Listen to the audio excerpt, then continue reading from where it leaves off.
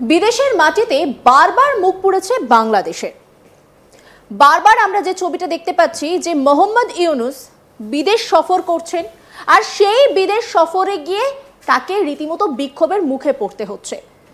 তার যে কুশপুতুল, সেই কুশপুতুলে জুতো চড়ানো হচ্ছে।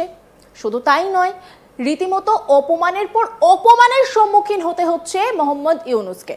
প্রধানমন্ত্রীর সঙ্গে তিনি দেখা করবেন, তার বড্ড শখ ছিল, কিন্তু দেখা তো হচ্ছে না। স্পষ্ট বার্তা দেওয়া হয়েছে, দেখা কিন্তু হচ্ছে না। বারবার যে প্রশ্নটা সামনে আসছিল যে ইলেকট্রাল ভাবে যিনি আসেন, মানে যিনি নির্বাচনের মাধ্যমে আসেন, তার যে ক্ষমতা আর অন্তর্বর্তী সরকার যেভাবে এসেছে তার ক্ষমতা দুটো সমান কখনোই হতে পারে না। তাই মোহাম্মদ ইউনূসের মুখ বারবার পড়েছে, আর এই বারবার মুখ পড়ার পরেও বিভিন্ন দেশে পরিভ্রমণ করছেন মোহাম্মদ ইউনূস। কে বার্তা দিতে চাইছেন? তিনি একের পর এক একাধিক বার্তা দিচ্ছেন, এবং অদ্ভুতভাবে তিনি যে লন্ডন সফর করেছেন সেখানে গিয়ে তিনি বলছেন যে হাসিনার যে রয়েছেন তিনি এখানে বসে, মানে ভারতের মাটিতে বসে যে বার্তা দিচ্ছে তাতে নাকি বাংলাদেশের মানুষজন ক্ষিপ্ত হয়ে যাচ্ছে, উত্তেজিত হয়ে যাচ্ছে, পরিস্থিতি সামাল নেওয়া যাচ্ছে না। যে কারণের জন্য প্রধানমন্ত্রী মোদীর দ্বারস্থ হয়ে তিনি নাকি অনুরোধ করেছিলেন যাতে হাসিনা এমন কাজ না করেন। ভাবতে পারছেন?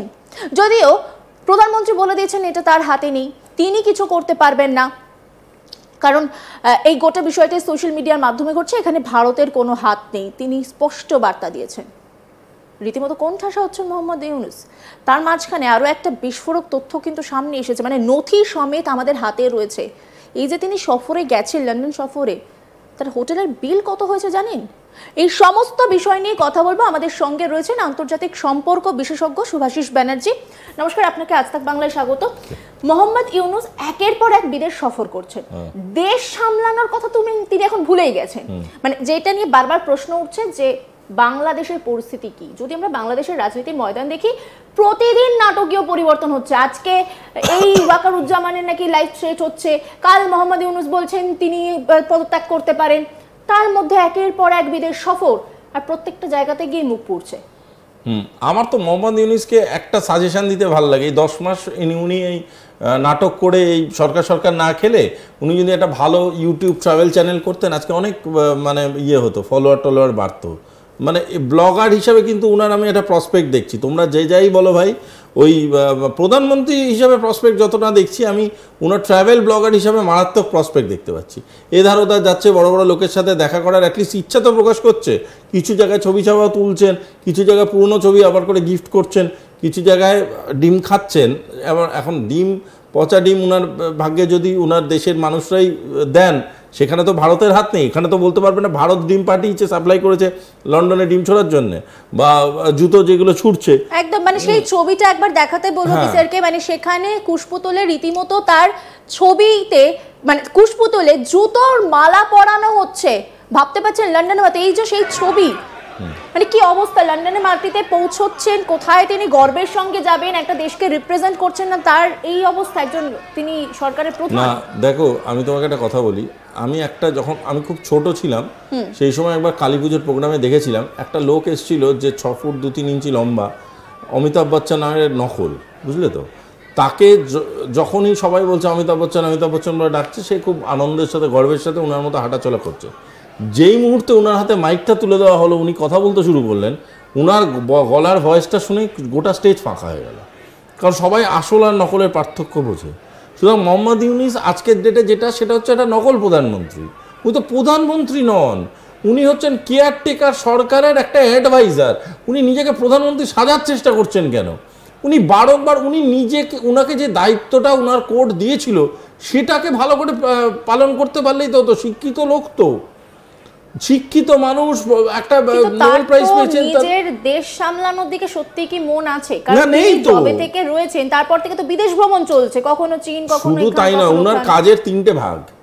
প্রথম ভাগ হচ্ছে ভারতকে গালিগালাজ করলে বাংলাদেশের উন্নয়ন হবে। আমি বলছি ভারতকে, আমি একটা ভারতীয়, একনিষ্ঠ ভারতীয় হয়ে বলছি, আগামী 1 মাস ধরে শুধু ভারতকে গালাগাল করে যান।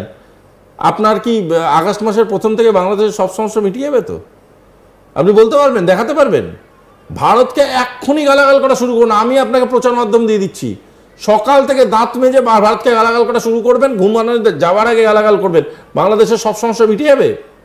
সুতরাং এইসব না শুকতারার গল্প বলে লাভ নেই। অনেক দিন ধরে, গত 10 মাস ধরে আপনার নাটক দেখছে বাংলাদেশের লোক। বাংলাদেশের কিছু লোক আছে যারা এখনো ঘুমোচ্ছে, যারা এখনো বুঝতে পারছে না যে বাংলাদেশ স্কোয়ার ফিটে বিক্রি করছে মোহাম্মদ ইউনূস, স্কোয়ার ফিটে বিক্রি করছে। উনি প্রমোটিং করতে যাচ্ছেন বিদেশে। কি করতে যাচ্ছেন? বড় বড় লোকেদের সাথে দেখা করতে যাচ্ছেন। কি করতে?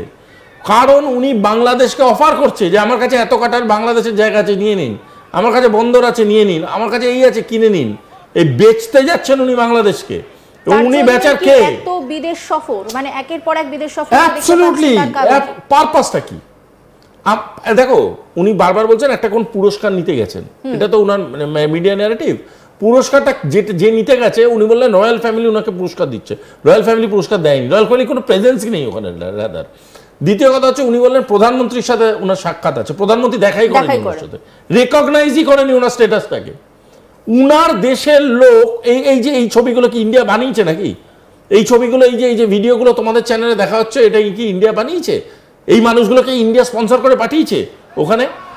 বাংলাদেশের লোককে আপনি মুরগি করেন, আপনার প্রবলেম সেটা।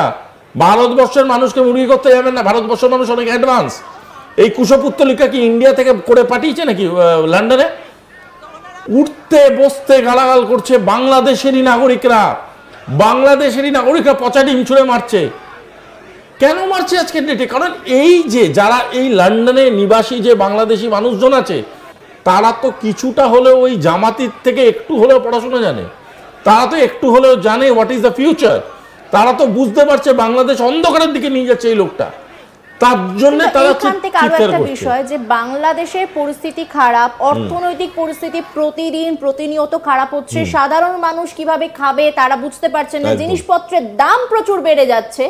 কিন্তু হাতে যে তথ্য, যে বিলটা সামনে আসছে, সে তো অন্য কথা বলছে। মানে সেই বিলটা একবার দেখাতে বলবো, সেই বিলটাতে দেখা যাচ্ছে সেই আকাশ সমান একটা বিল। কোথা থেকে আসছে এই টাকাগুলো? প্রশ্ন তো এখানে থেকেই যাচ্ছে। হ্যাঁ, একটা মানে হঠাৎ করে আমার মুখে চলে এলো, প্রায় 4 কোটি টাকার একটা বিল। অদ্ভুত অদ্ভুত। লন্ডন সফরে রয়েছেন মোহাম্মদ ইউনূস, আর সেখানে গিয়ে তিনি হোটেলের বিল করেছেন প্রায় 4 কোটি টাকা। দেশের অবস্থা অত্যন্ত শোচনীয়। সেখানকার মানুষজন খেতে পাচ্ছে না, দ্রব্যমূল্য বৃদ্ধি, দাম বৃদ্ধি হয়েছে। আর সেখানে রীতিমতো মধ্যবিত্তের পকেটে যেখানে আঁচ পড়ছে, সেখানকার প্রধান বলে তিনি দাবি করছেন, সেখানে তিনি এত টাকার বিল করছেন। সেটা দেখো, সব থেকে বড়